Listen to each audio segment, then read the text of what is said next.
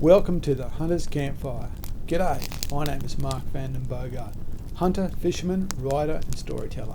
With me is Ian Hurley, technologist, hunter, hunting mentor and proud father. Together we want to help you get hunting. Our focus is helping you make the most of public land hunting right here in Australia, even if you don't live in a state where it's offered. This podcast series is all about helping you get started, helping you build your knowledge and your confidence so you can get out there and live your own hunting adventures. Now, let's get started.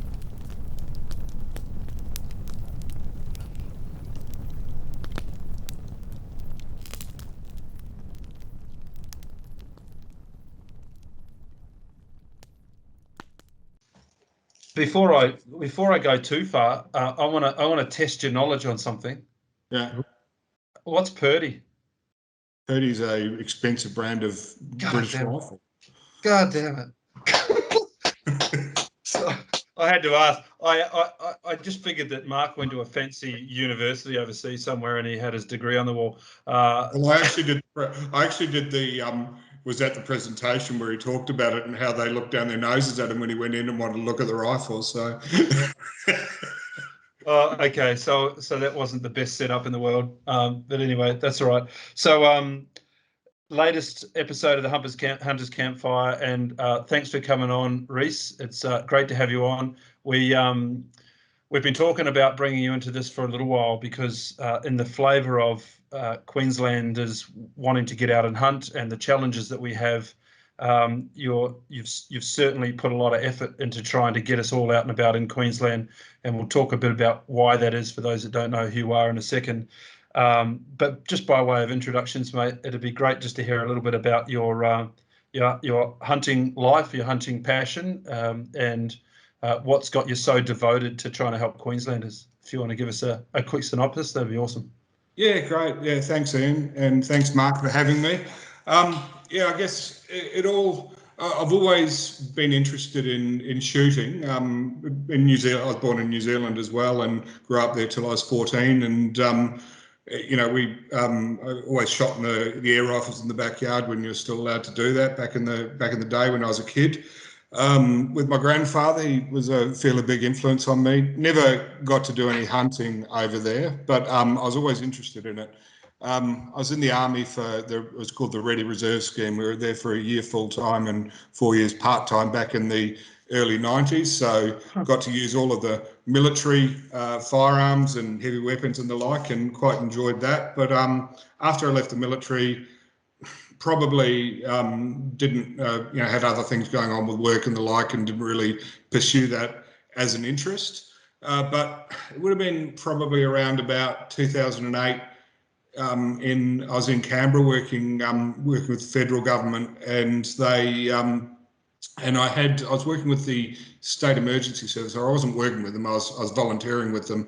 We had a unit captain there, a unit commander who was a deer hunter. So I used to talk to him about hunting, and I also had a mate on Facebook who was a dead keen pig hunter, and I used to see that on Facebook, and I thought that was pretty cool.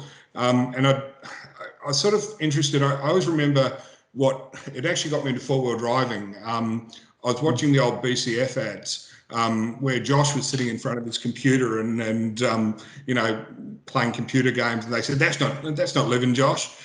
and I was pretty much at the same. I think I broke up with my girlfriend. I was spending a lot of time laying in front of my computer, and I thought I got to get outdoors. So I'm going to move back to Queensland. I tried skiing and I fell over and hurt myself and didn't want to do that anymore. So I decided to go back to Queensland and get a four-wheel drive and do Fraser and all of those sorts of places. So that's what got me into it.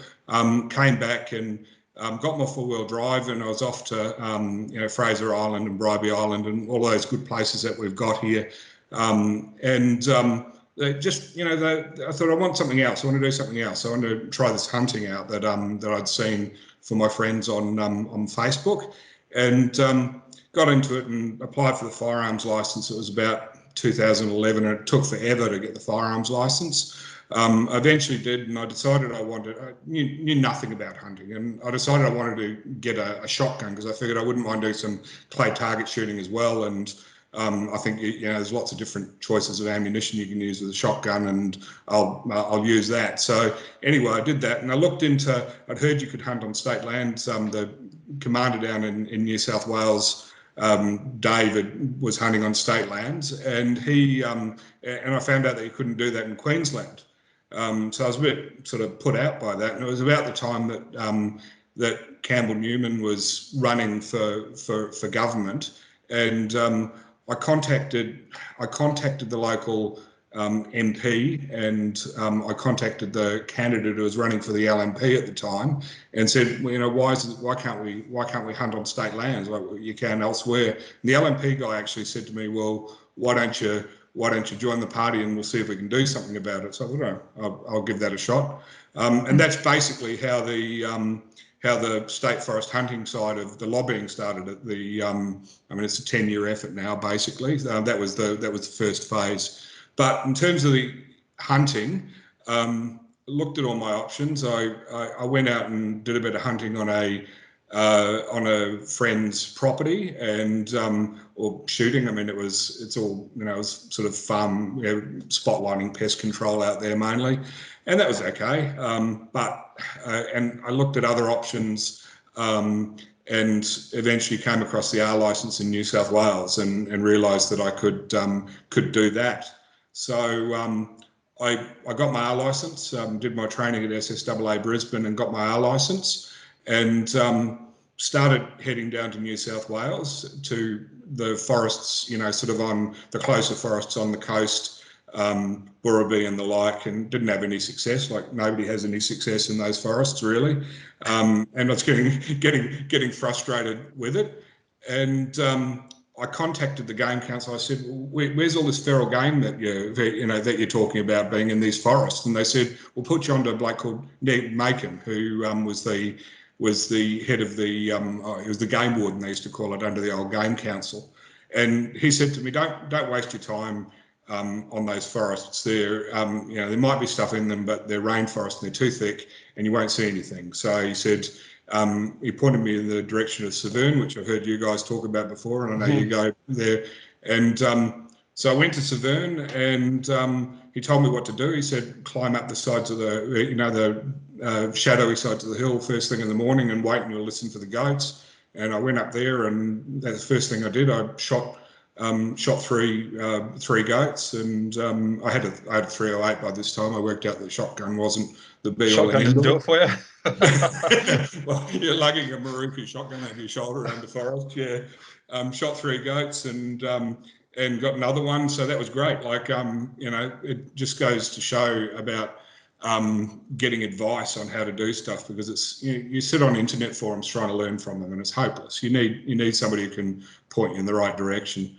So that was great, and that was really what hooked me into the state forest side of things. I love hunting state forests, and as much I'm probably in a similar situation to a lot of hunters. It's actually, as I understand it through the ADA's research, a lot of us are, middle-aged, older men, professionally qualified. We've got the ability to, go to New Zealand or go to Victoria or wherever and do our hunting and do paid hunts and the like. But I just actually love the state forests just for to me, it's real. It's the challenge. I'm not criticising it at that other stuff of hunted properties, and it's a great place to learn. It's especially, to get some confidence up, to take a meat animal on a property and, learn about stalking and the like. Great place to learn. But to me, the real challenge is the state forest. So it's not just about access, it's about accessing the type of hunting that I like to do, and that I think a lot of Queenslanders really miss out on because they don't have access to those forests here like we should. Basically through the LNP, I got a resolution up to the state convention, and it was overwhelmingly accepted by the membership at the time. To introduce state forest hunting. And so immediately after that, I spoke to Steve Dixon, who was the environment, national parks minister at the time and sport minister, and he said, well, go away, get some of the hunting organisations together and come back to me and we'll talk about what we do. He said, my proviso is that it needs to be safe, because, and I respect that, they're you know, that's their conscience. But they need to be assured that what we're doing is safe. So I went away to a few hunting organisations, and the ADA was the one that was the most receptive and helpful, because the ADA's got a, you know, basically exists apart from sustainable deer management to get public land access for hunters, so part of that was you know, I went and met with the president at the time, was Peter Lurs, and Adrian Filch was in an office holder role in Queensland. This was the Queensland president. Was Adrian Filch, is the current state executive officer, was the he was in a position, and there's Jason Blackwell and Ron Rains, and we all met and talked about it and talked about the approach that we would use to state forest hunting. And I actually ended up, you know, spending a bit of time up on Peter's property in Stanthorpe, working through a submission that we put to the government about that. But the other thing that came out of that was it was right before the ADA state hunt in 2013 down in Nundle. So they said, come down. And so I went down there, down to Ponderosa Park, where I've been many times since, and didn't know anything about deer hunting. Adrian was there, and he sort of pointed, I had hanging rock book, and he sort of pointed, well, go over in that direction. I think it was because he was in the direction he wasn't in. Sounds about right. Going our way. Yeah. So I went down into this area of forest and walked around it for a couple of hours in the morning, and I'd sort of worked out, you know, what, do you look near water? And they said, yeah, the deer and pigs all go near water.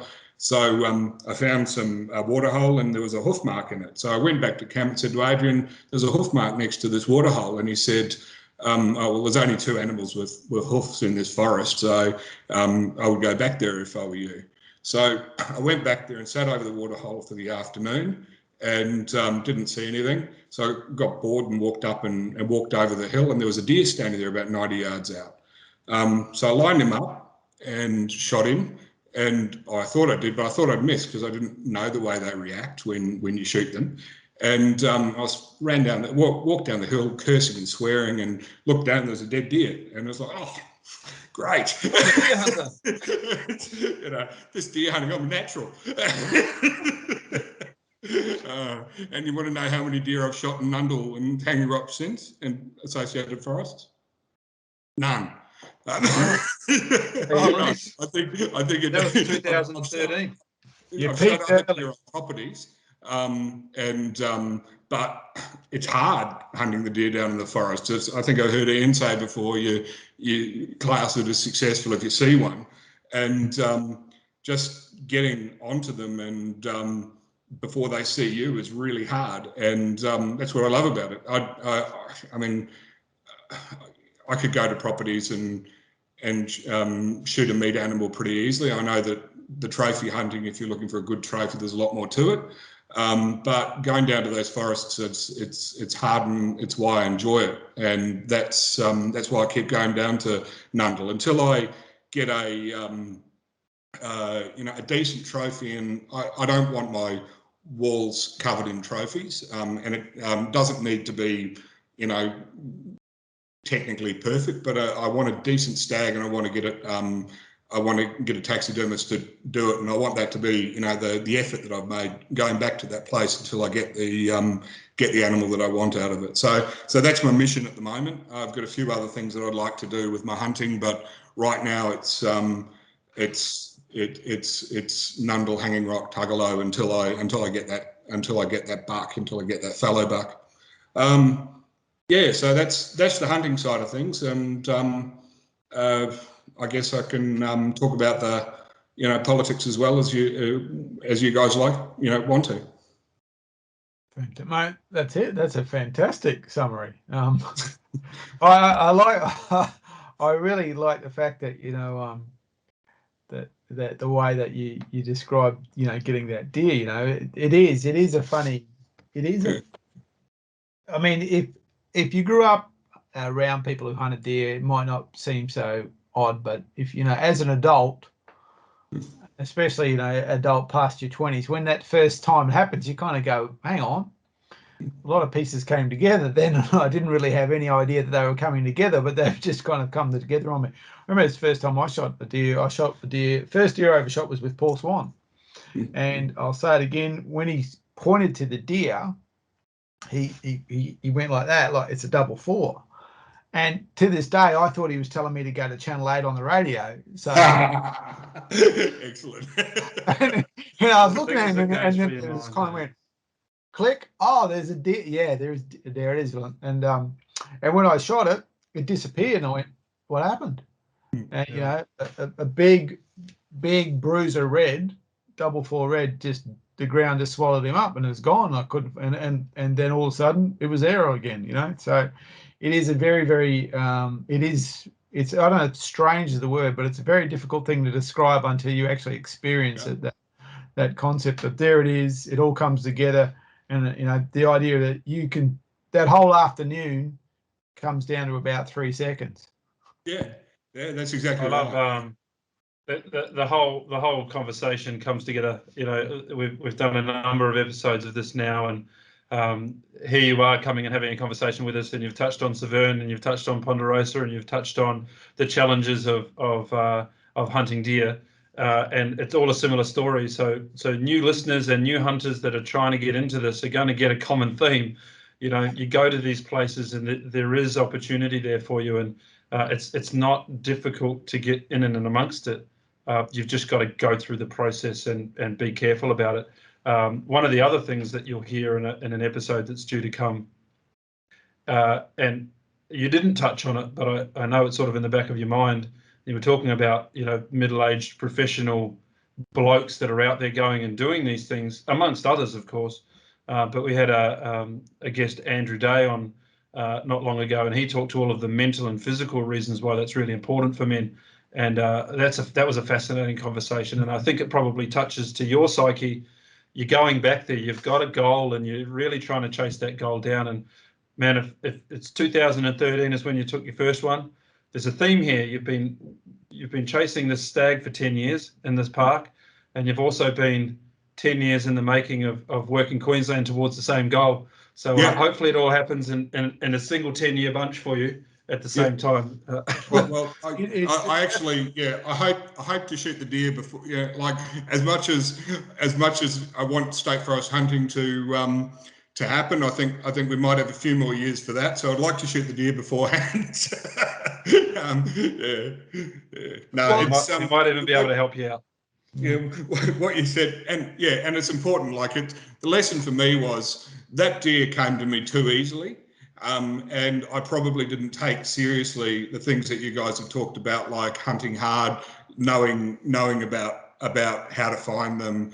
It was a good sort of 4 or 5 years, and I've sort of thought, I keep seeing these animals and not shooting them. And these other guys, I come back to camp and they're successful all the time. So what am I doing wrong? And it's really, I think that it was a little bit too easy, and I think in some ways it was a bit of a curse, because I probably didn't put as much effort into learning about the deer as I should have. But I've started to do that more in the last couple of years. I mean, to be honest, the advocacy stuff takes up a lot of time, and it's probably slowed me down on that other stuff. I mean, it's a hobby. It doesn't matter that much, really. But I've put in more effort over recent years. Unfortunately, COVID's knocked all of that about for the time being. I'm meant to be down in New South Wales hunting now, but I'm going to Noosa tomorrow instead. But that's just another reason why we need state forest hunting, is that now we know that we can be cut off from our major hunting grounds like that. And I never knew that could happen before COVID. We need to get this thing happening here. And what you're saying, Ian, about the health side of things, the federal government recently they did an economic study about the economic benefits, but they had a whole chapter on the health benefits of hunting, and I thought that was fantastic. And it said that older men in particular, it's really good for hunting. It's like they describe it as a more active version of men's shed, and it gives older men a lot of satisfaction and meaning to be able to pass those skills onto the younger people. It's really important that we create these opportunities for young people as well. I just think that being able to get them out and doing something that's real out in the natural environment. That's something that I grew up with, even though I didn't hunt. We in New Zealand, as you know, Ian, we always had a good access to the natural environment, whether it was fishing or camping or whatever else. And I just think it's a right. It's a real theme that I've taken up on the page and the Queensland State Forest User Alliance page. Forest access is a right dating back throughout human history and prehistory. There's actually a document called the Charter of the Forest, which was medieval, and it was around the time of the Magna Carta, and it was the first time they actually codified people's rights to go into the forest. So yeah, I mean, that's what I'm fighting for, is so that people can enjoy these things like they should be allowed to. It's not a privilege, it's a right. You still need to look after it and do then it's a two-way street, but it is a right as far as I'm concerned. That's a really interesting point, and I understand. I do know what you're referring to, with the right. So what's the expression of a right for you? What does that actually mean? Because that's a word that can be, I suppose, misused and misaligned. So what would the right to hunt on public land look like for you? What's that vision look like? Okay. I did a video recently for SEQ hunting, and the way I describe a right is that, like, we've actually got a Human Rights Act now in Queensland, so the Human Rights Act of 2019, and it says a right can be limited for a whole range of reasons, depending on what the right is. So the way I look at it is, we've got a right to hunt in the forest, but there are ways of, there are other considerations, and people can tell us why we shouldn't enjoy that right, or we should enjoy it in a more limited way. There's a range of reasons that people tell us, and we need to have answers to those, and we need to be prepared to allay people's concerns. So public safety is number one. I think you can make the distinction between the pig dogging and hunting with bows and with firearms, because they're that much more capable. But public safety, we have to allay people's concerns that the way that we are intending to hunt is not going to put other people at risk in particular, and ourselves. And what they've done in New South Wales to do that is they've put limitations around that. So you can't spotlight, you can't shoot from vehicles, you have to have extra training, obviously, so that to me is that's how you balance these rights up. People have got a right to be safe when they go into a forest. They're places where everybody can go. So they've got a right to know that what we're doing is safe. So now we're a decade into this, and I know it's sort of relaunched, and we're in now the new version of our licensing, or our license hunting, and I forget the different names of what they were. It's irrelevant, really. Doesn't the data stack that up now? It does, yeah. Hunting in Australia, the Game Council, before it was changed over to the DPI, where the government now runs it rather than it's a separate authority, the Game Council was.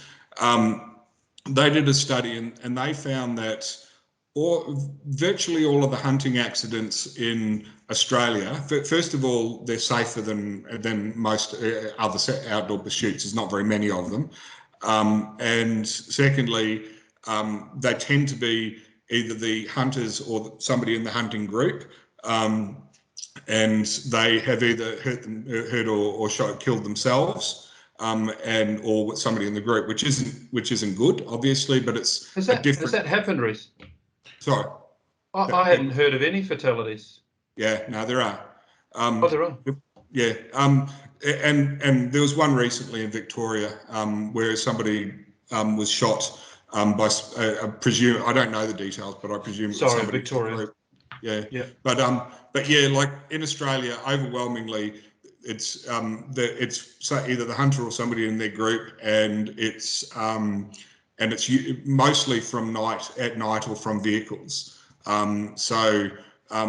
It's people getting off a vehicle and accidentally shooting themselves with their forgetting the condition that their firearm's in, or and none of those things are good. But just in terms of the public, I think we can make a reasonable argument that we're not putting the general public, some person who doesn't know that there's a risk. We're not putting them at risk by legal state forest hunting, and that's overwhelmingly the most important concern for politicians. Is that we are keeping the general public safe, and I think ultimately when they do their risk assessment, there's never no possibility that something could go wrong, but I think we can make a reasonable argument that compared to other activities, just even like driving out in the bush and the like, it's a safe pursuit. And that's also, most of those accidents occur on private land too, don't they? Yeah.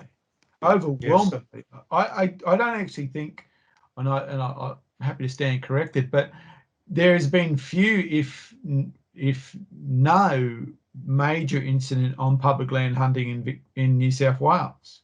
No, not in New South Wales. No, that's the statistic I was referring to earlier. I don't think there's been a single serious injury yet. Okay. And the last one I can think of that happened in Queensland was obviously it was private land, and what it was a storage. It was the old. It thought it was unloaded and it wasn't. Type thing. It was. I think it was in a car and it fell over in the car and discharged and shot one of the passengers. There's two guys in a ute or something like that, and the gun fell over and one got shot. And it was that night in a vehicle on private land. So yeah, I believe that. I believe, I'm not, and again I'm happy to stand corrected, that the GLU and the Game Council before have got a pretty much a spotless record when it comes to anything like that. Yeah, they do, and it's I mean, if you think about it, it's just a good system. There's only one person per 400 hectares allowed. You've got extra training. I mean, and you've obviously you're not allowed to sight in. You're not taking multiple shots at lots of animals anyway, because it's not that sort of hunting. You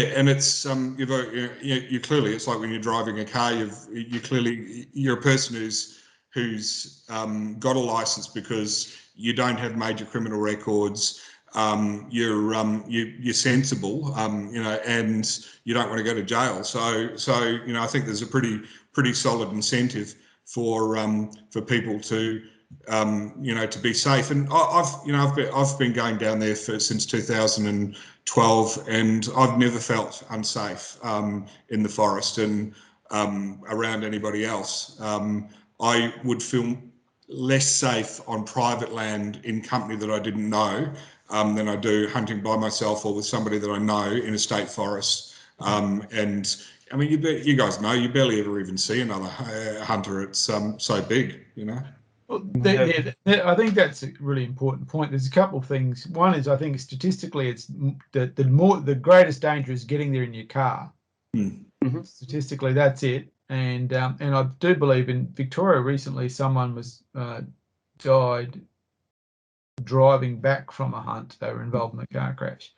And in fact, to be honest, the last hunt I went to, we were all perfectly safe until we got to the road outside between Millmerran and Toowoomba, and then it got a bit hairy on that road. That road got a bit hairy. It got scared. The only time I was scared was on that road, and because the traffic.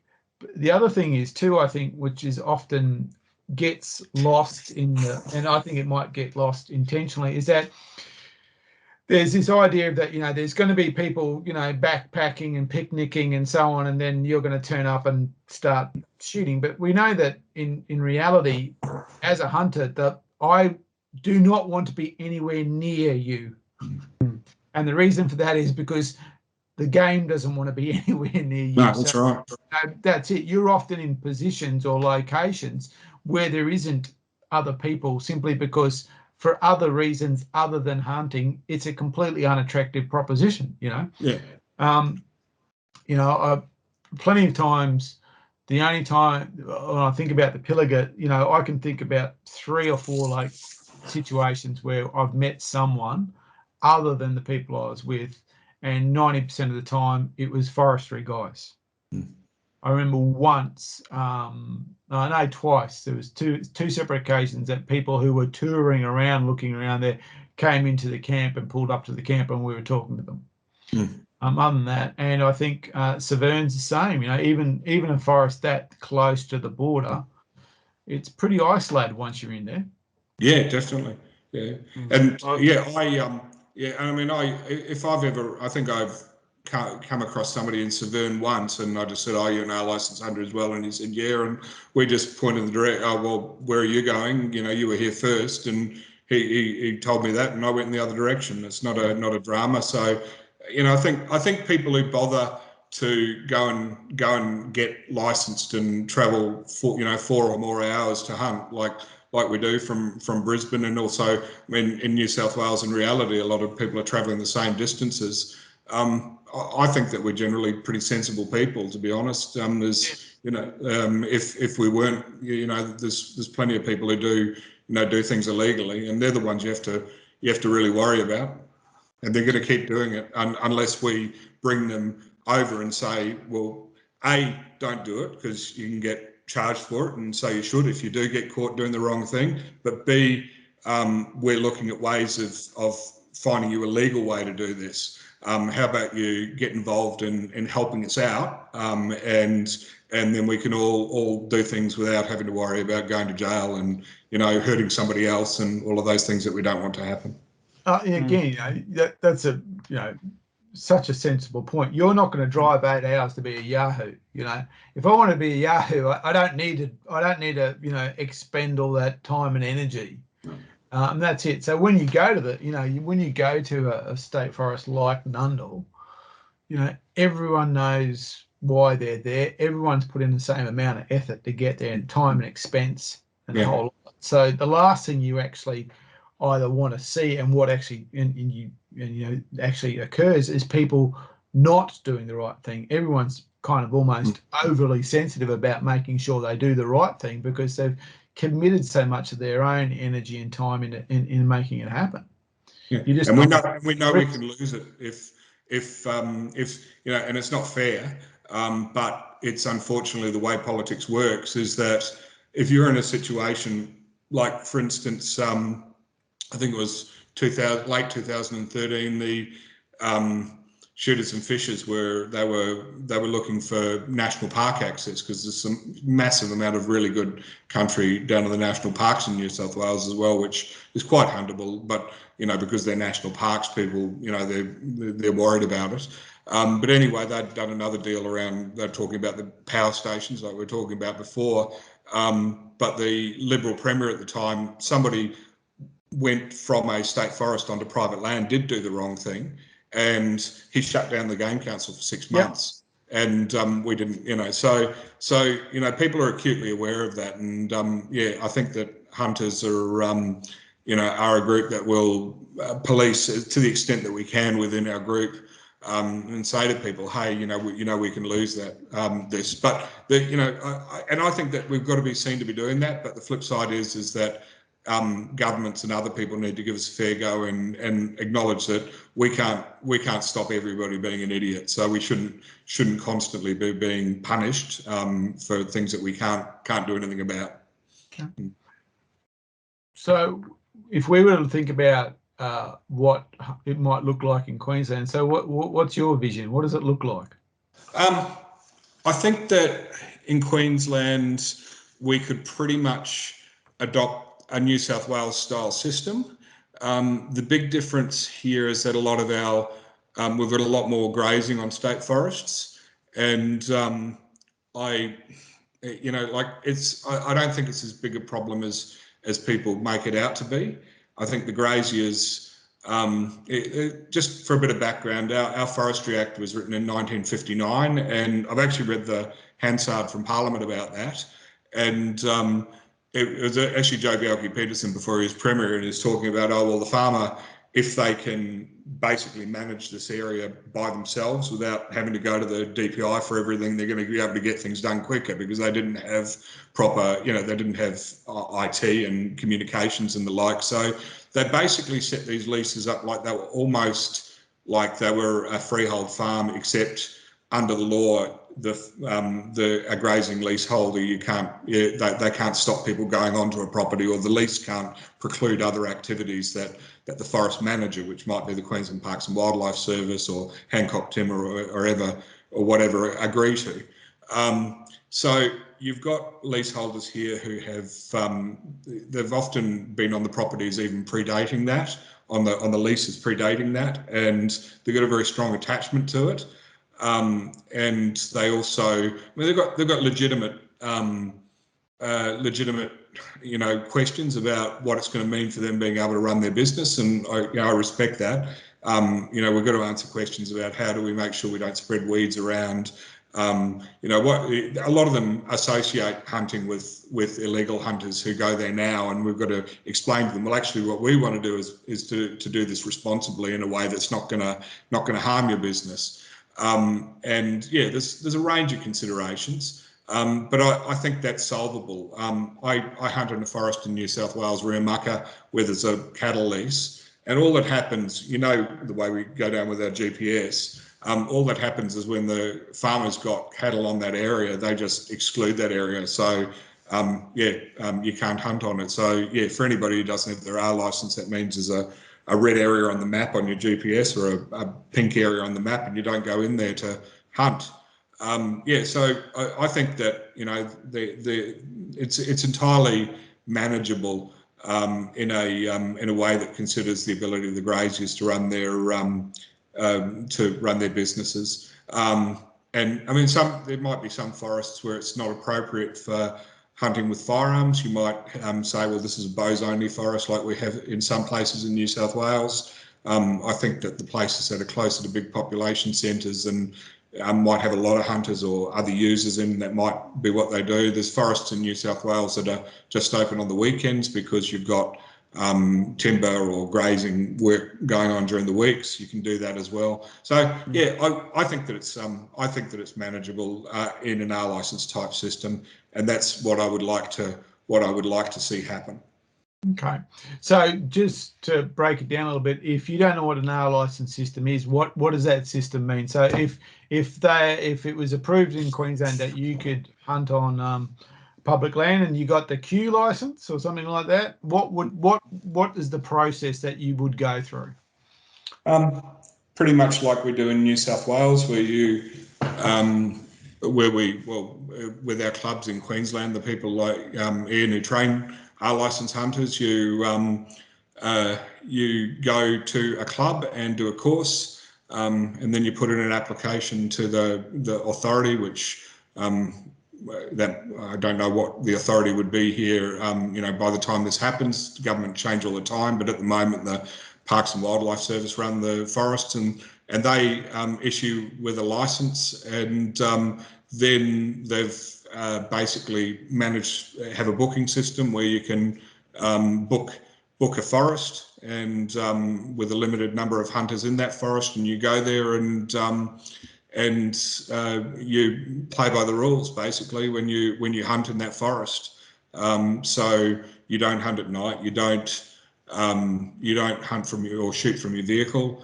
You don't sight in your firearms. I just, as you said, we've got a system that now that it's a decade and a half, it's got a track record of no injuries or deaths. So why would we reinvent the wheel? Basically, that's what I think.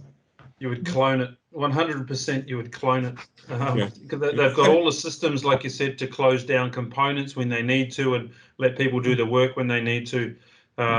I'm going to try very hard not to get into but why not? It makes absolute sense. It just gets me frustrated. I'll try and ask you sensible questions, because I get pretty heated about this discussion because it makes no sense to me. And look, you've been around it longer, so I get that you've torn your hair out over this process as well.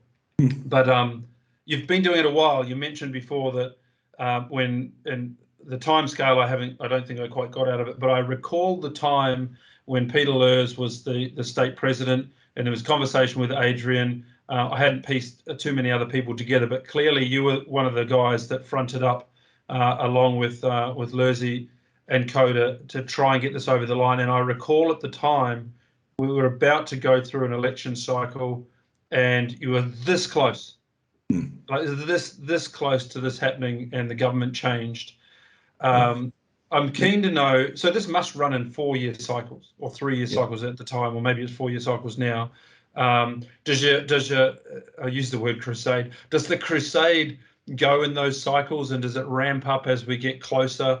I'm interested to know how close you've got over the 10 years or 3 or 4 cycles you've been in, but also, like, it's changed. I saw that episode where it was quite a closed conversation of people getting their documents right and their messaging right, and off you went on behalf of us without many of us knowing, I think, and had the conversation with government. And unfortunately it changed and it didn't work out. The last election, it was a very popular conversation. Like, it was a completely different tact that you took. You rallied social media. There were thousands of people putting petitions in. The fact it got discarded after all of that effort, I don't know what effort was looked into reading it, but anyway, it went through its process. We'll be coming up to that again. I've asked you about 10 questions. Does the tactic change? You know, what are we going to do next time, and how do we support? But let's go back to the start of that. Is it a cyclic thing? And how close have you got? And what learnings did you get from that? Okay, with back in 2013, so I went off and talked about hunting, but with the politics side of it within the LNP, after I went to Steve Dixon and he said get these groups together, and me and Peter put a submission together and we put it into government. They just came back and the cabinet just went, nah, we're not doing it. Now this was at a time I didn't know about graziers or I didn't know all the lay of the land at that time, and I didn't know why that was, and couldn't get a straight answer out of them, but they just went, nah, that's not happening. So I went to Dixon's office and I said, well, can we get a similar system, for managing deer, to at least within the ADA to what's it called, to go onto properties as a group and manage deer on those property and get maybe get something rolling. And we had this new advisor come in, and I spoke to her about this, and she said, well, we have thousands of people writing to us about this. Maybe this is a solution. And so we put together a proposal, and they hooked Peter up with the relevant people in the Parks and Wildlife Service, and we were going through. We went through and they almost set up a system where clubs, you could have club hunts on relevant bits of property, and it was just deer at that time because it was ADAs. That's the focus of the organisation. But then, as you say, the government changed and it stuffed it all up. Like the government changed, the Labor Party just went, nah, not doing that. So that was the end of that. I remember going up around that spot we go up to for the state meeting up around the Brisbane Valley, where everybody compares their trophy heads, and I said, oh no, the government had just changed, and I said to Peter, so are they going to do that? And I said, oh well, there goes 3 years of my life, and that's what it was like. At that stage I didn't realise how long it was going to take, and I was upset by it, naturally enough. But anyway, that's the way it went. But yeah, it goes in cycles, Ian. We tried in 2000, and I thought, well, we've got to get these people competing, these parties competing, so that they are after our vote. So I thought I got a policy up with One Nation, because they were coming back into vogue at that stage, and met with a guy called Jim Savage, who was previously the president of One Nation. He's a fantastic bloke. He's run as an independent since, and we got a policy together. And Steve Dixon had switched over to One Nation. He was the state leader, so there's a common theme here. But anyway, we got a policy up there, and it was going to be published on their website and everything. And then we're not doing. We're not at the last minute. It didn't come together, and it just. I think that Jim might have just released it out through the Shooters Union, basically just to. So that to put it out there, but basically that just got pulled. I don't know what problem they had with it. So that stuffed that up, and then subsequently Steve Dixon got in trouble with his National Firearms Agreement business that he got into trouble with over in the US. If you remember that, you guys remember that, where he was basically filmed, infiltrated by an anti-gun person and filmed talking to the NRA about stuff. And yeah, so it's interesting how individuals in positions of power can do us a lot of damage as a community. Within the shooting community, it's a lesson on how we need to be careful as well about things, because like the media is just ruthless nowadays. If they sniff a controversial story, they'll just be all over you, irrespective of anything else, just because it sells newspapers and TV programs basically. So then next election cycle, a bloke called Dan Boniface pops up, and Dan basically. I got sent an email or a Facebook message by Jason Blackwell, who was previously the State Secretary, with a petition that had gone out for Dan. And I contacted him and said, I've been trying to get this up for years. Do you want some help? And he said, yeah. And we got together, and that's how State Forest Hunting for Queensland came together. Now, as you said, Ian, I'd always done stuff in the background. I've never really an out there in public type person. I sort of didn't really get what the implications of that would be. Dan, it turned out, had a real knack for engaging with people, talking to the media, and he really got it rolling. And I think by the time I had spoken to him, he had 6,700 signatures on his petition, which was way more than anybody else had previously achieved on those petitions. So I said to him, well, I'll set up a Facebook page, and we'll look at how we can promote this across social media. I've got a bit of a, sort of a economics, finance, policy type background, so I'll write material that can inform people about it. I'll help you with submissions. Dan did a lot of the front work in terms of the media and the politicians and the like. And consequently, the petition went up to 13,576 signatures, which is fantastic. It was the second biggest number of. It doesn't sound like a lot when you talk about Queensland being 5 million people, but it was still the second biggest petition that year, apart from the vegetation management laws. So you've engaged a lot of politically interested people, and that ultimately, I think, sort of demonstrates that it's an important issue. But the Labor Party, and I expected this, I knew they were going to go no. They just said no to that. But what petitions do, and I throughout this process, I met Martin Balla, who founded the Green Shirts movement. He's a councillor up in Cairns and an ex-footy player, and he said to me, petitions aren't just about the petition; it's about engaging with the people that you've got onto the petition. So I remembered that, and I didn't get too upset when we got told no. But what it did was it gave us the platform with State Forest Hunting for Queensland to keep people engaged and to work towards the next election.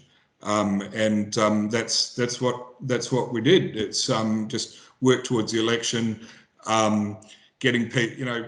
My objective at that election was to get as many candidates as possible who were pro State Forest hunting over the line and publicly announcing that they had a policy. I'm not interested in hints or private conversations or the like. I think that voters have a right to know what the people that they're voting stand for, and if they're against something, then you say so. You don't drop, you don't drop hints that you're for it. So yeah, I basically put up comparisons between the parties' policies. I contacted them, told them that I'd be doing it. I got a few media stories up about it, and ultimately it led. We got 18 candidates and 17 seats across the line. They were independents and Counter Party members, and that was I think it's good to have those people out there because now the bigger parties know, well, this is a group of voters that we're going to lose to those people in any election. And we, marginal seat contests, we have to consider that. You can lose a seat over, over one vote theoretically, and so we have to consider that issue. The other thing that I did was I started another petition because at that time they were looking at carrying on locking up state forest and national parks, and I thought we've got to bring in these other groups like all the other recreational groups like four-wheel drivers, rec prospectors, fossicers and the like, and also the graziers and the timber industry have an interest in that. We're going to pull together these groups and oppose this lockup and establish all of our rights to access these forests. So that's where the Queensland State Forest User Alliance page came from. Probably not as big as State Forest Hunting for Queensland, but it's given some really useful contacts with people in those other areas. Some of them been fantastic just in terms of the knowledge and information and the effort that they've made. One lady, Frida Berry Porters from Claremont, she's runs a recreational prospecting business. Fantastic, just like basically really across the laws and the like. So yeah. I think that, and after the election, I think that the fact that we made this about state forests in general rather than just about hunting has caused the large parties to prick up their ears. Like immediately after the election, Scott Stewart, who's the resources minister, came out and said he was promoting recreational prospecting, and Anastasia Palaszczuk came out on her Facebook promoting it as well. In his recent speech, Mr. Crusader, the LNP leader, he spoke about tourism opportunities in our natural environment. So, so I'm relatively positive about getting something across the line, improving our forest access in general. And I think that's the first step for hunters. Establish that the forests are there for the people, and then we talk about, well, what we want to do and why we should be allowed to do it in those forests. Great answer. That is so I suppose so what's on the drawing board for the next election? And thanks for leading into that question. Do we need change, or is there sway? Because a lot of these potentially has to be built up around what happens when the government changes, or if the government changes, or is there do you have to back a horse, or can you run two lines of communication here to try and, where I'm going with this? It's failure on failure is hard work, and you're sticking with it, which is great. But for hunters, we need to back the Katter Party. They're the ones who, and I've thought about this. Like previously, it was about making them compete and getting people across the line. But now it's about, we've got the Katter Party across the line, and they always, they have to consider stakeholders and the like as well. But they're always supportive of shooting and hunting. So it's in hunters' interests to have as many Katter Party MPs in Parliament as possible, right in the middle between the other two, and ideally so many that neither of the other parties can govern without Katter Party MPs. We don't have an upper house, but we can stick, if we could stick 10 Katter Party MPs in the middle of Parliament, then life governing without the consent of those people who represent our interests becomes that much harder. So that's now, I think, our #1 priority. And I'd encourage, the way, even if you don't live in a place where they're going to have a Katter Party MP, join. It's $33 a year. I've joined, $33 a year, and you can volunteer. Like when I was campaigning, I went out to Lockyer to help Jim Savage campaign. They might have candidates that are close close to where you live, or if there isn't, like it's one, fly into Townsville for the week in October 2024 and, hand out card votes for a day, then go and get a fishing charter or something like that. I reckon it'll be, or go on a chittle hunt, It's I don't know whether it's the right time of the year, but there's always something to do up there. So that's my message to hunters. Now, the other outdoor users, I still think that the Qd party are the best party, but I understand that they've got a different thing going because they don't have to. There is recreational prospecting and there is four-wheel driving and trail bike riding, so it's more probably in their interest to have relationships across the board rather than backing a single horse. But I still think that the Qd party are worth backing for them. But for hunters, they're really realistically the only show in town and when we get them in, that's when it becomes the big parties, because you can have influence and you can put people's seats at risk, but there's nothing like actually having those people in Parliament who've got power, like actual power to do something. We've got various minor parties and independents, and if you don't live in a seat where there's a Qd party MP, by all means back them. But I worry a little bit about splitting the vote for essentially the same group of voters, because whenever somebody votes for one party, some of those votes, the preferences go off to the larger parties. And so that's my advice for the next 3 years. First thing is my advice. Second thing is still stay on to the major parties. They're after your preferences as well, and also there are going to be seats where the Qd party don't run. So obviously you need to be on to those local MPs, local candidates when they come up around election, and also the leaders and shadow ministers. Write them letters, just bother the hell out of them. That's how you get noticed. And I previously wrote a letter to suggest to people to send to David Crisafulli, and because like that advisor said, if they get thousands of letters, and they generally, if they're a half decent politician, have a policy of answering all of those letters, then that's on their radar. Okay, so is there a letter? Because you said earlier as well, we need lessons on how to be careful with our messaging, because you don't want to be sending out information or requests to government that are poorly written and misrepresent what we're trying to chase. Do you have a selection of pre-written content that can be used by people? If they go to the top of the State Forest Hunting for Queensland page, they can click on the there's a sort of a picture of a podcast another one that I did, and down below it there's basically a fact sheet, and it's got all of the facts about what we're proposing on that, and that's what I would draw out. I'm a little bit reticent about form letters, because they're the one thing that the politicians, if they get 50 of exactly the same letter, they will just ignore it, because they realise that somebody's. But so yeah, and the guidelines. And I just encourage people, if you don't have to be the best writer in the world. It's these people's job to work for you, and you're not.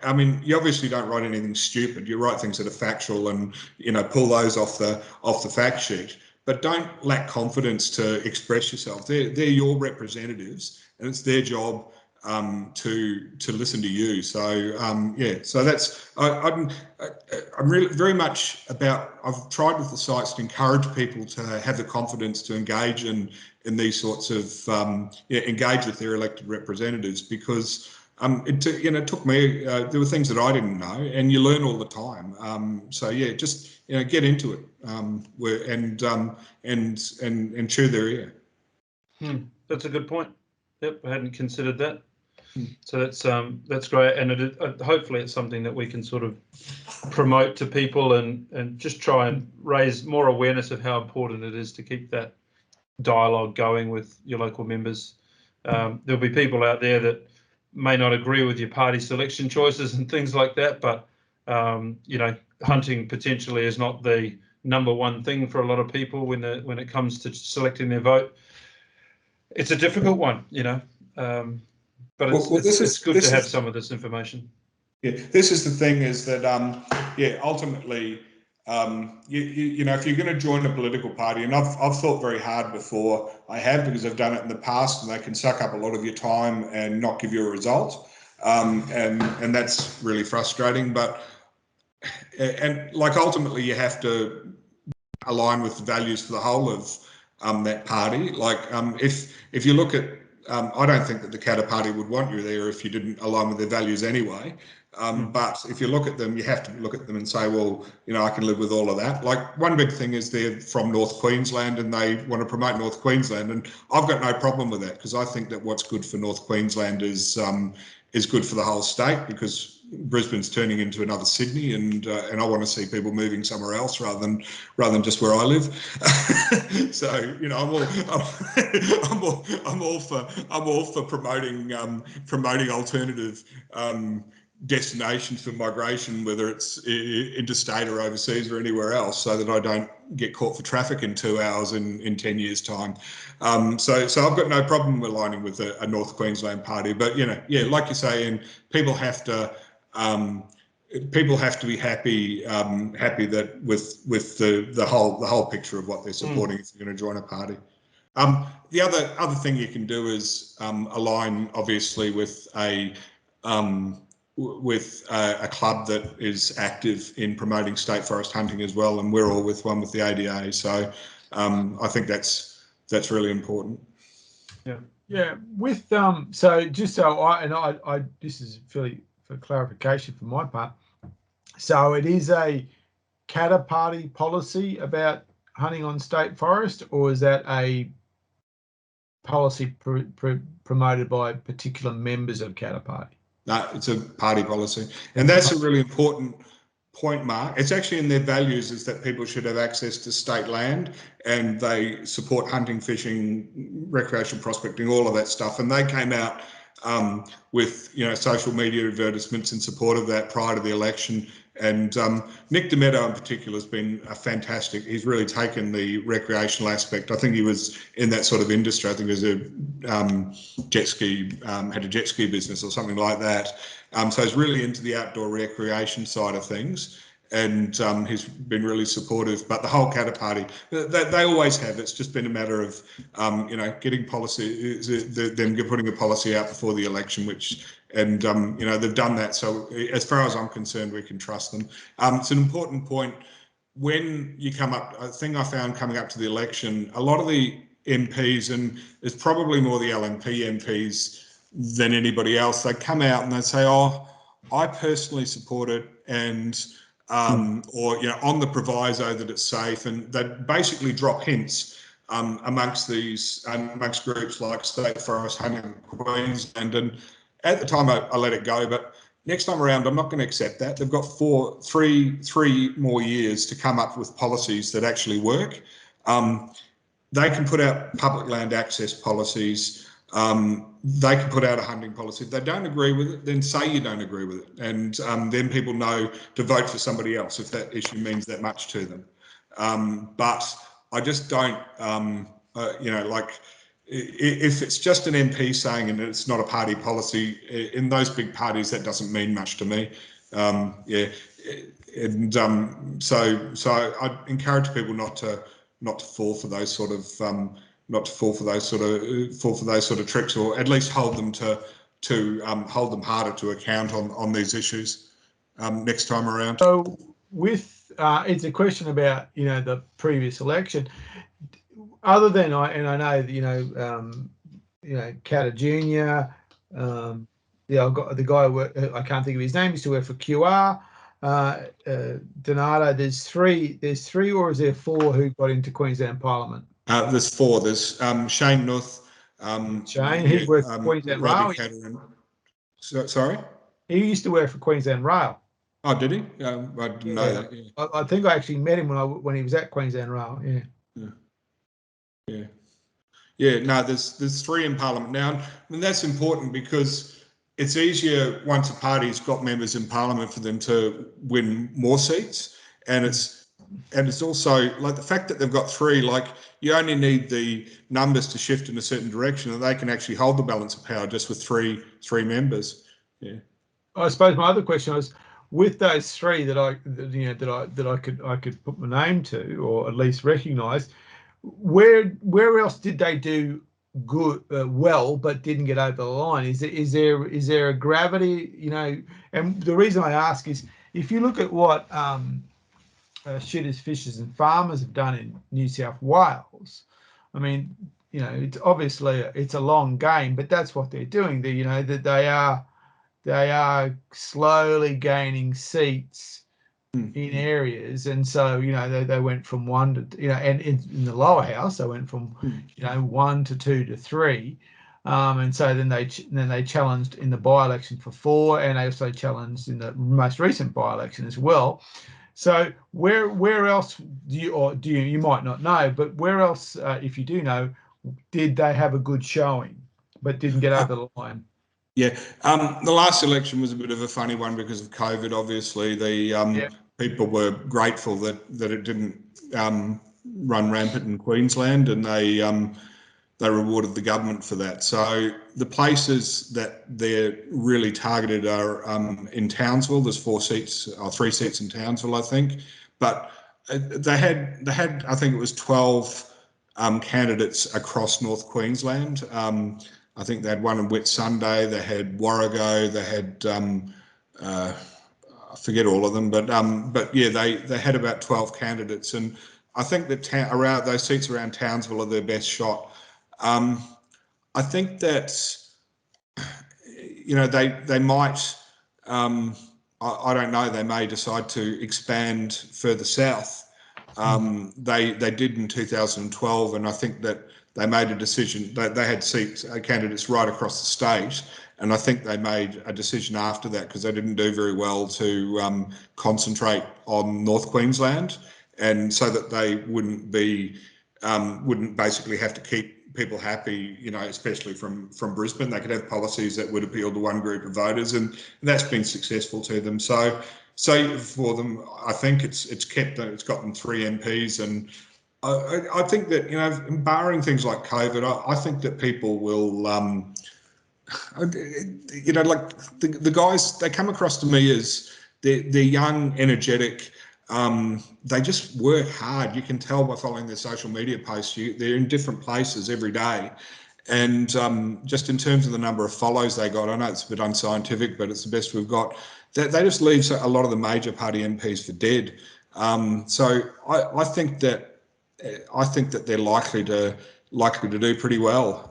And I wouldn't, if a party had a state forest hunting policy, but I thought they didn't have a chance of winning, I wouldn't recommend it. I wouldn't join myself. I wouldn't waste my time. There's other things that I can do.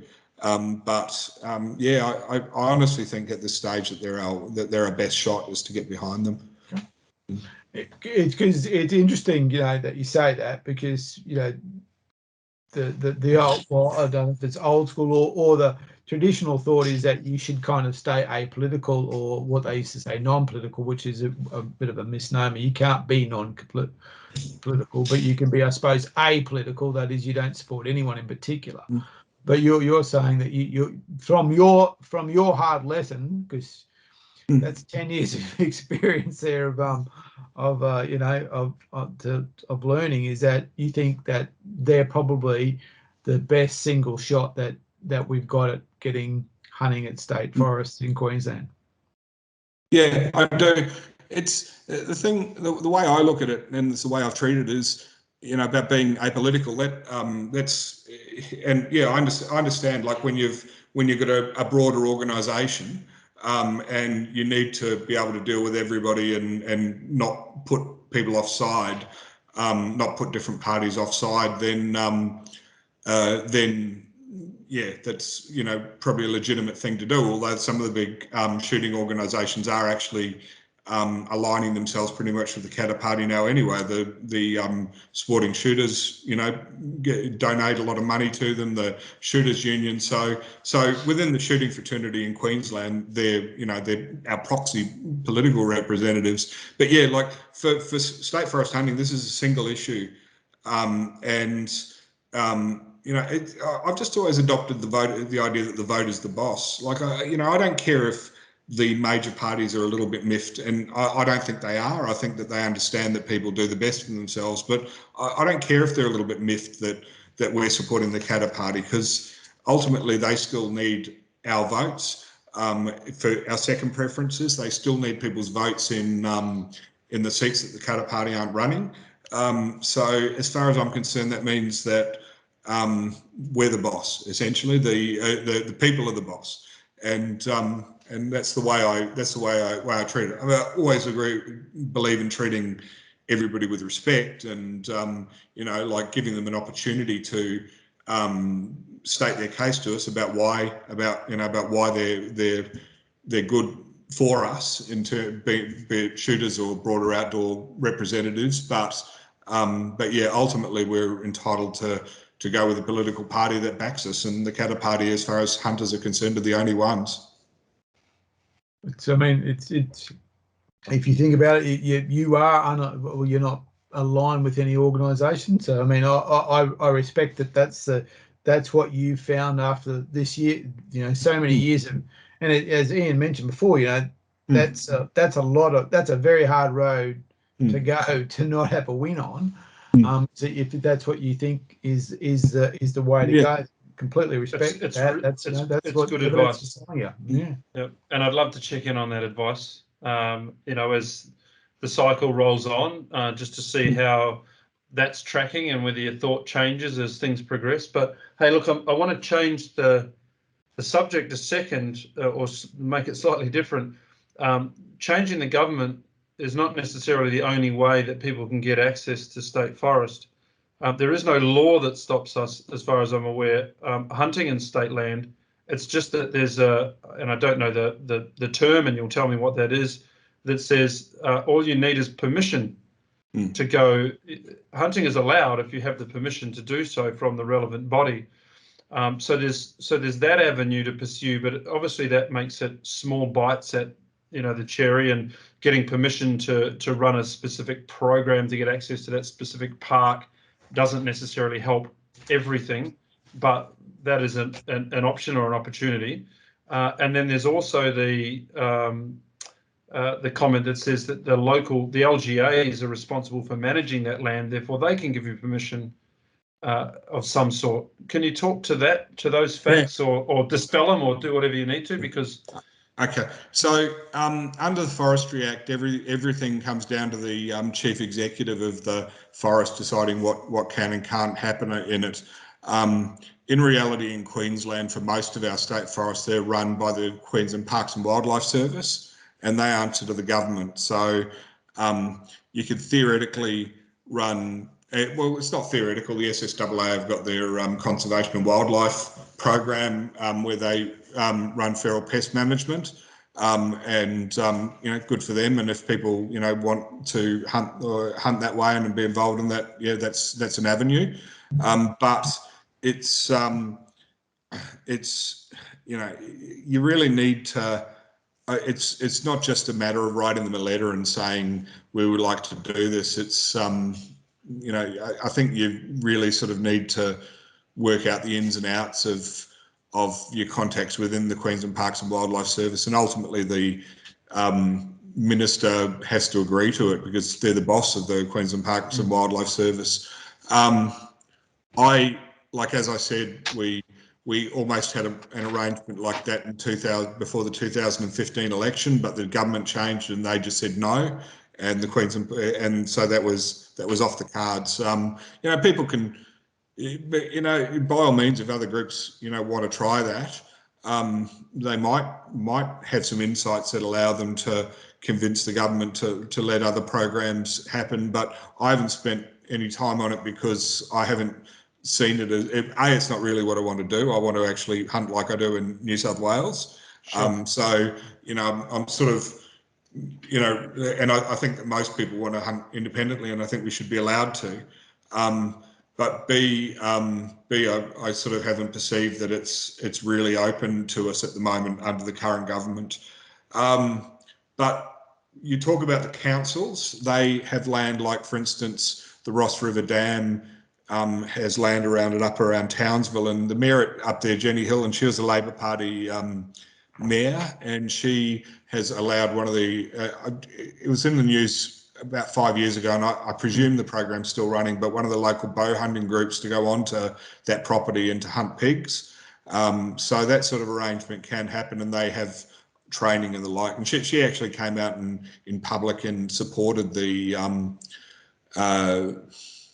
supported an R license type system. So, you know, you can't presume the Labor Party, things might change inside the Labor Party. They might get at some stage, they might get a new leader or a new environment minister, and they might have a different view on things. So you can't, I think hunters align themselves very much with the conservative side of politics, and there may or may not be reasons for that, but I don't think you can just write off ever getting something under a Labor Party government. The New South Wales R licence system was done under a Labor Party government. So I guess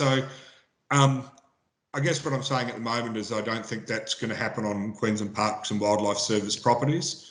The councils, people need to make connections with the mayors in your region. First of all, find out whether there's a property that's sort of eligible.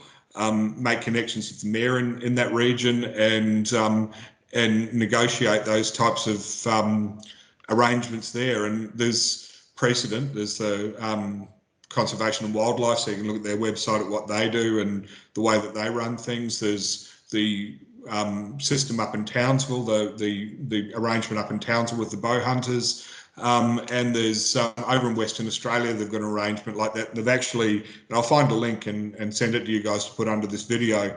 There's actually like it's almost like a guideline as to what is required of a club to run a system like that. So I'd say that if people are interested in that, you know, a win's a win as far as I'm concerned. It's I think if it's an easier process for, you know, and the ADA is broken into branches and regions all over the place, right? So if there's an avenue that a branch can have a good conversation in their local government area and potentially get something like this off the ground, that then promotes the use of it to the rest of Queensland. Says, hey, here it's successful. It's successful in Townsville. Toowoomba's adopted the Townsville model for, you know, the dams around here, because, you know, this is the home of red deer country as well, and there's always conversations around deer and deer management and or the lack of in, you know, in our area. If that helps in some way, then I can see that as being a benefit. Selfishly, getting hunting access in my local area would be great, but I guess it's more about the avenues and how to promote that and have a conversation with the right people. But it's good to know that those things are possible, I guess. And if there are people out there that are looking at trying to push their efforts in that direction, it can only be a benefit to the greater goal. Yep.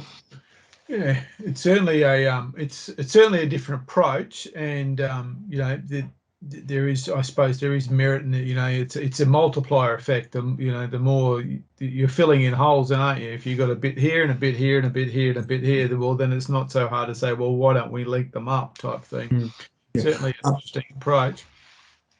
Yeah, it's I guess, like in Western Australia, because they had a Shooters, Fishers and Farmers Party MP in their upper house, and he got them to do an inquiry into state forest hunting, and they basically got a system like this out of it, as opposed to, you know, what an R license type system.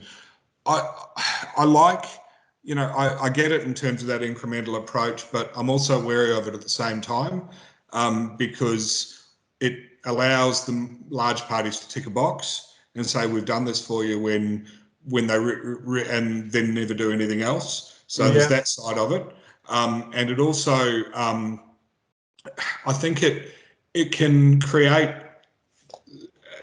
situations where you've got groups that have got, and I don't think this would happen with the ADA because we're a pretty open sort of group, but where you've got groups that have got privileged access to an area and then they try to get under the feet of anybody who's trying to get broader access. And I wouldn't want to see that happen. So I'm never going to discourage people from seeking access their own way. But for me, I don't put effort into it because my goal is to have access for everybody. I guess that's, there's trade-offs. There's you take a glass half full so I guess those are the things to consider. Yeah, I mean, I was having a conversation about someone about not this, but the same idea is that sometimes that negotiated win is not as afterwards. It doesn't feel as good, It's because you can go, oh well, we got it, but did we really get it? And that's a very important point.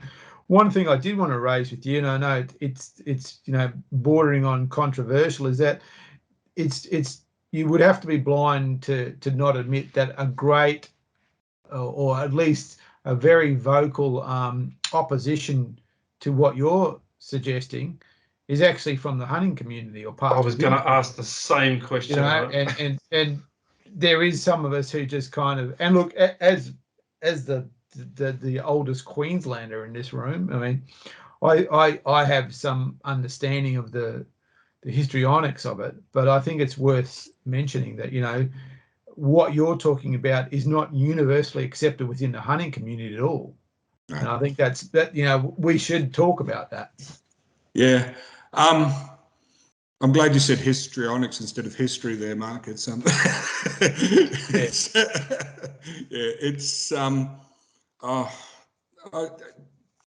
I guess from my perspective, the argument for proper state forest access has been made multiple times in other jurisdictions.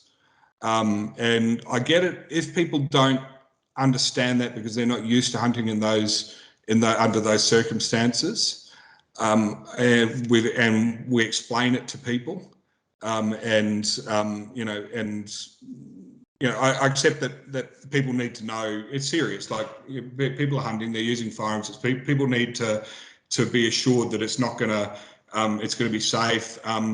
People might be, land managers might be concerned about things like weeds. They might be concerned about bad behaviour. They might be concerned about, there's a range of different things.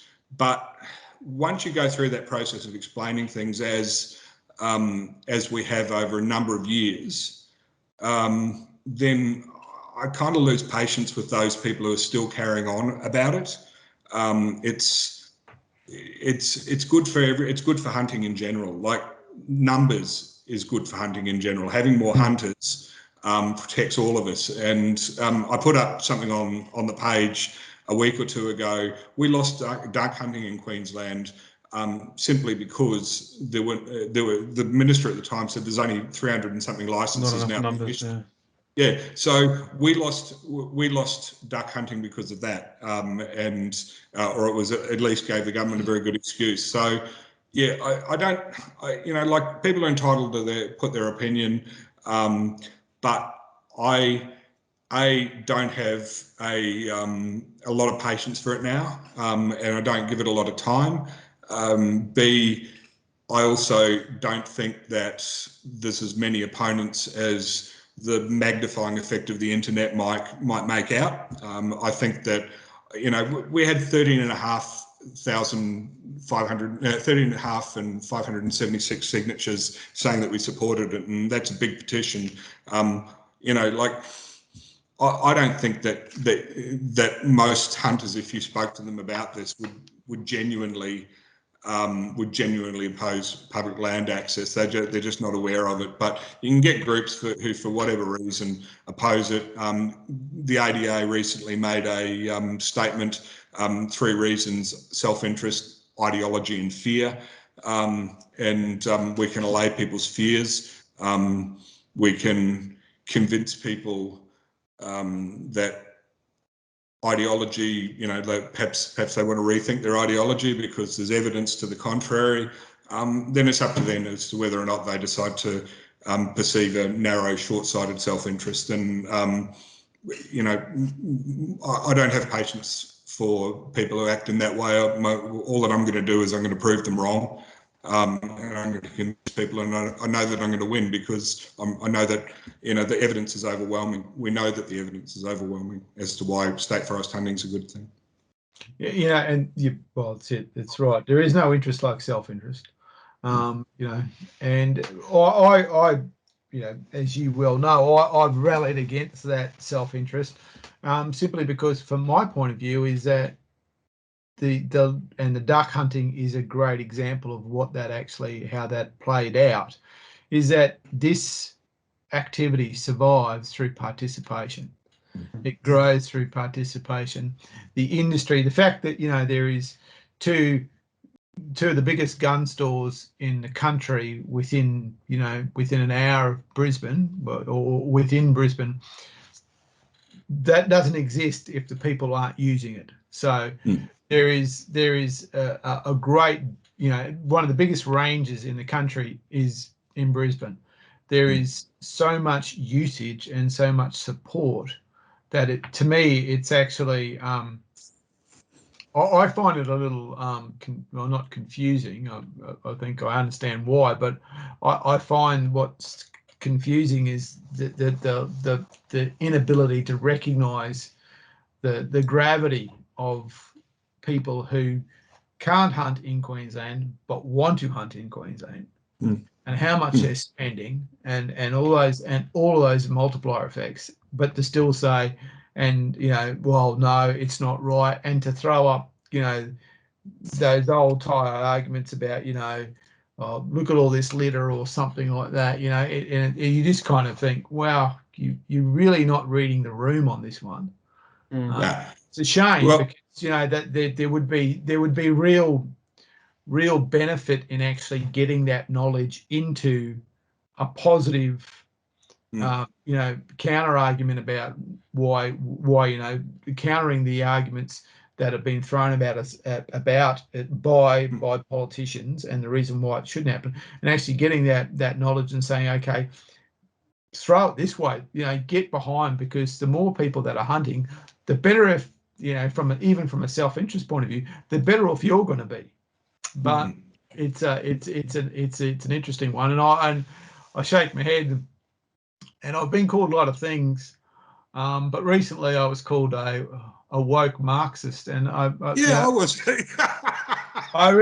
There's a lot of things I've been called in this life, and with a, you know, I've got a triple barrel Dutch name. I know what I've been called a lot of things, but being called a woke Marxist was one that really gave me some pause. You know, it actually, I went, hang on, okay, sure. Yeah, it gave me some pause, and I think that is in a way, to me, that actual commentary is indicative of the declining argument. You know, so we're getting to that stage where we're throwing around words like that because we no longer have a more meaningful discussion, which is a shame, because I think there's real value in having that meaningful discussion, but it's not there. It's not there. Yeah, you have a look at the economic data that came out of New South Wales about it being the third largest agri-producing business, if you want to call it a business or industry, bigger than sheep, you know, and what it delivers to their economy. And for me, it frustrates me that the Queensland government is saying no to a perfectly legal industry that supports people, brings economic value, and there's jobs and everything that ticks a box along the way for a government department. That frustrates me no end. But I'm not going to go any further into it. Well, it's also it's also like the big thing for me that, you know, that I've become aware of. I wouldn't know anything about rural Australia if it wasn't for hunting. I would have taken my four-wheel drive and gone to the beach. Like, that's if I hadn't have gotten to hunting. You know, I said in one of the stories I wrote, I wouldn't have known the difference between Goondiwindi and Gunnedah, basically. Like, it's, you know, that would have meant nothing to me. And it's really got me out into rural Queensland. And, you know, you see you know, the way that people live their lives and the culture, and I think that's important that we understand each other. And one of the things that's apparent, I went on a trip up to Maryborough before the election and went round to sawmills and into one of the state forest blocks and spoke to people and the like. There's a lot of people in those areas that don't earn incredibly good money. Like they might be on 20, 25 bucks an hour, and that might be what they earn for the rest of their lives. And there's people in areas around in Brisbane who that's what they're going to earn, and that's fine. Their jobs are important. They're things that we all rely on.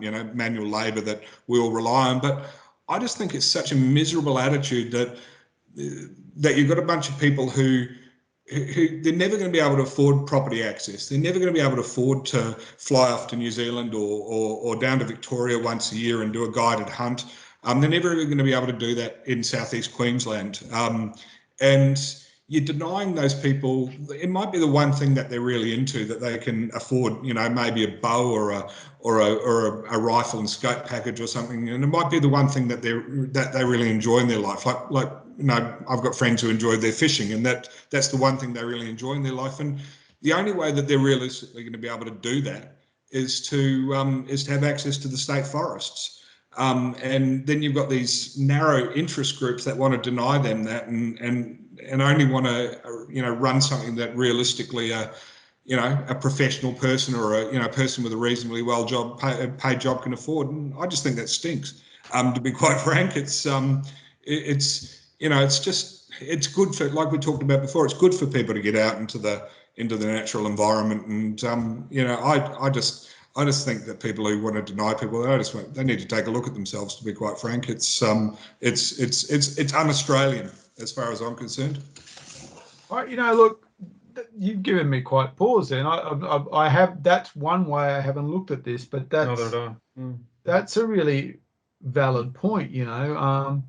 You are limiting someone's ability to enjoy something that and because they often say the answer is, there's plenty of private activities but no, there isn't. Those exist, but they have an entry point, and that entry point might be above a great many people's ability to access it. And I think that is a really good, I think if that's a takeaway from that, for me, that's a really important point. So hunting's turned me into a woke Marxist, basically. Yeah, I suppose that's why it comes. Well, maybe now I am woke, because you have woken me to this. So that's it. So that's why I was an unwoken Marxist, but now I am. So that's good. And look, if I'm going to be a communist, I'd rather be a Maoist. I like this uniform better. If I'm going to be one, I want to go Mao, or maybe Ho Chi Minh. He had it. He was a pretty cool looking guy. So yeah, I want to be able to pick what what breed I am. But anyway, when we were talking about the economics, one of the things that, to me, and I economics is a dark art to me, but one of the things that they say that it generates more income than, say, sheep. One of the other things that I've always found really, really challenging to the economic argument, or the not accepting the economic argument, is there's very few other activities where someone will go, okay, you need the grass mowed. All right, well, I'm going to go buy a lawnmower, get licensed lawnmower, buy a four-wheel drive with the trailer. Then I'm going to get this fuel, and then I'm going to drive to some regional area and mow all the grass from out of the, to do this favour for them. People don't do that. But when you hunt on a public land in rural New South Wales, that's exactly what you're doing. You're going into a state forest that otherwise that state government would have to pay people to manage. They'd have to get the shooters in with the helicopters and all that stuff. And so not only are you doing that part, but you're actually saying, look, and I'm going to stump the bill for this as well. That's right. When they talk about the economics, I don't know if they include that multiplier, but because,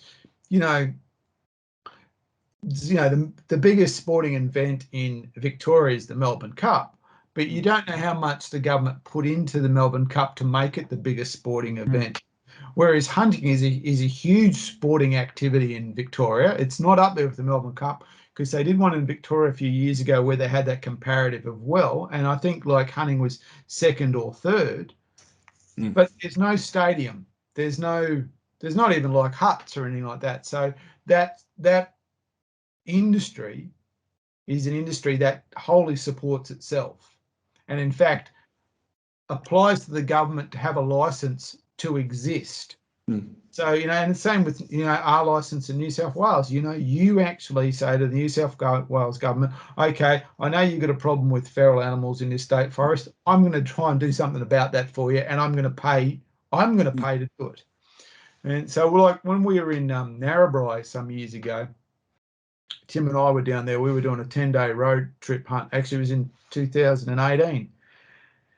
And we came to Narrabri, and it was when you still had to have paper maps, and you couldn't have more than 2 forests booked at once. So we hunted a forest, and we wanted to change over and still have 2 forests, but we wanted to change one out. So there was technically 3. So we arrived in Narrabri, and as soon as we got signal, we said we've got to find a printer. So we had the map on a memory stick, but we had so we went and we found this printer, and we went, oh, okay, and it's in the main street of Narrabri, and we went in, and what we realised, it was the newspaper. Yeah. They did printing, makes sense. So we're at the front counter of the old newspaper there at Narrabri, and we've been in the scrub for about 7 days, so we're fairly rough. We walked in there, and it was early in the morning. I was fairly early. And we're there, and I said, oh, we've got these maps we want printed, and they were went, oh, okay, sure, that's all right. A3 colour. And this woman had come in with coffee, and she overheard our conversation, and she said more to Tim, because I was talking to the person on the counter. What are you guys up to? And I said, oh, we're hunting in the state forest. And she said, oh, just wait here. And she ran up and said to Tim, come upstairs. And I went, well, off you go. And he went upstairs. So what happened was, she was actually the secretary for the editor and owner, it was and he's now got Tim in his office interviewing Tim about what we're doing down there in this hunting, So I get a call, come up, and we go up there and we're chatting in a way. And next door was the, in Pilliga, they created, I think it's 10,000 acre bilby sanctuary. The guy who ran the bilby sanctuary, he was in the office next door, literally. So they're kind of going, what are you doing? And who are you? And what's this all about? And then he goes, you need to be down at the tourist bureau. So an hour later, we're down at the tourist bureau getting interviewed by the people who run the tourist bureau about this, outdoor recreational hunting tourism. Took a really bad photo of us, which appeared in the local paper, and it is a really bad photo. Up, But that was the whole thing, they went, hang on, we're in drought, and these guys have driven down here, and and we said, look, we're actually in town to get a map and get supplies, so we're spending money in their town, where and we're in the state forest, which we're not obviously eradicating goats, but we're doing our bit, we're taking our snip, as it were. And they recognised, they went, hang on, there's something in this. And I got speaking, and we mentioned a name already tonight, Ned Macon, who's actually going to be on in a few weeks.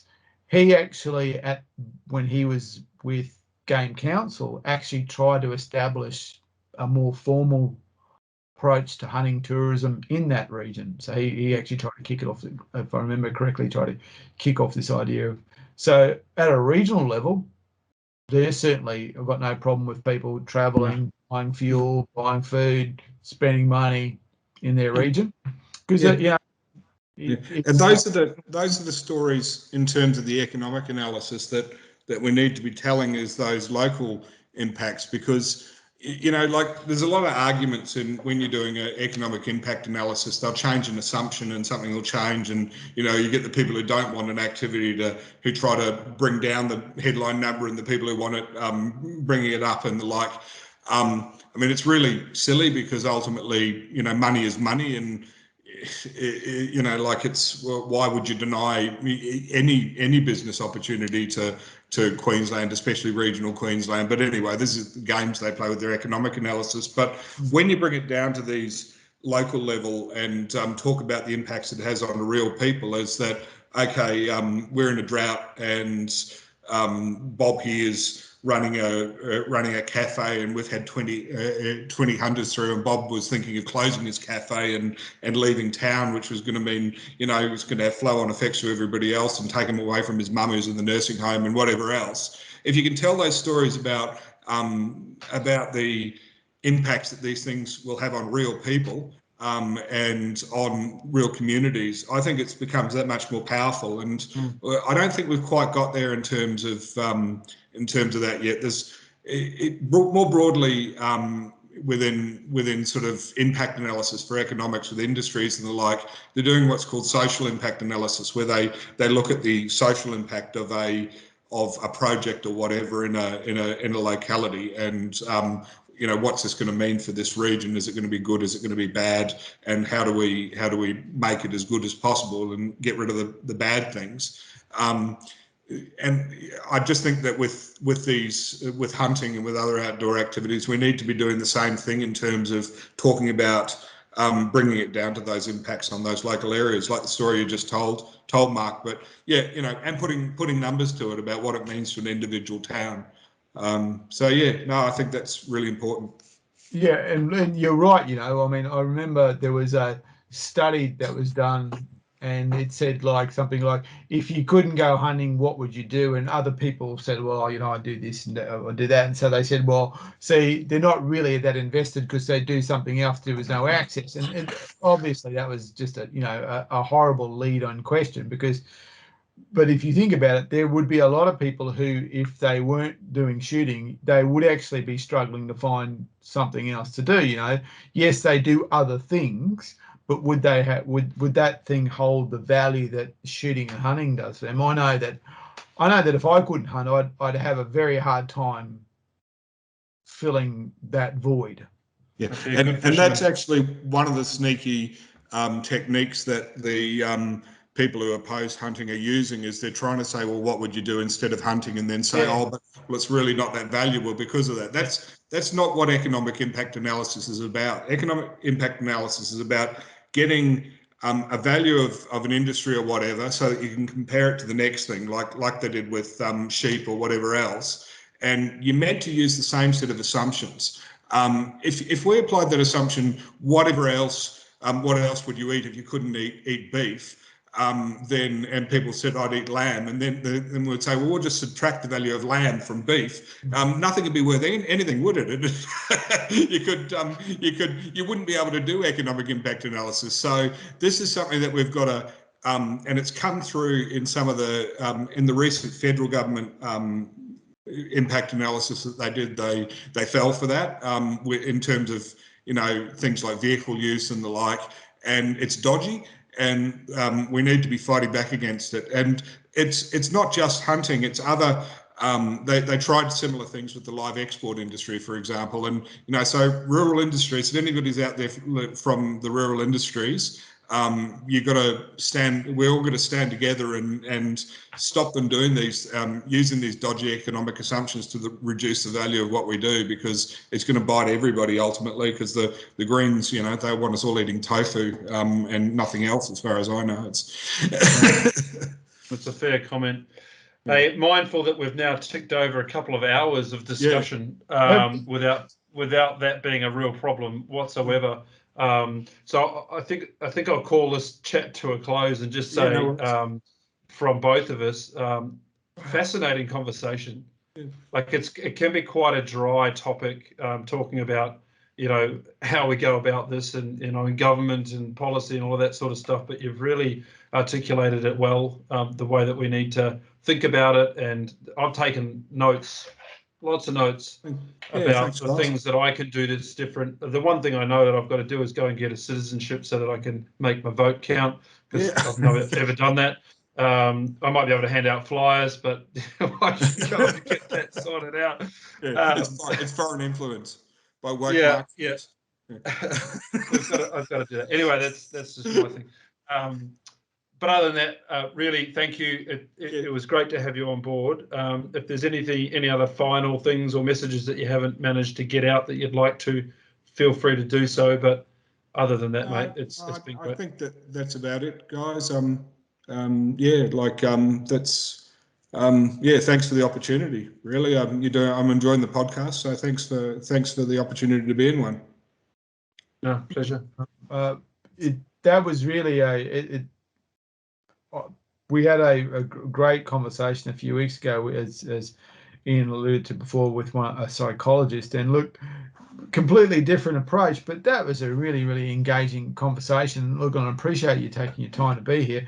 Certainly, it's given me some things to think about that, I suppose they were assumptions that I made, and that stand out to me.